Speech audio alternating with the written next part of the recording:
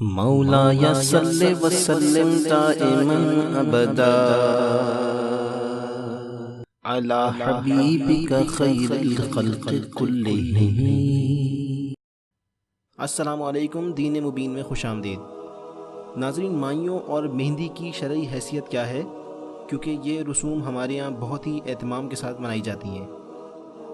اس کے جواب میں مفتی منیب الرحمن صاحب تفہیم المسائل میں فرماتے ہیں کہ مائیوں اور مہندی کی شرعی حیثیت کچھ بھی نہیں ہے، یہ معاشرتی رسوم ہیں، لیکن اگر ان میں خلاف شرع باتیں شامل ہوں، مثلاً بے پردگی، گانا بجانا، مرد و زن کا اختلاط وغیرہ، تو ان محرمات کے سبب یہ حرام ہوں گی۔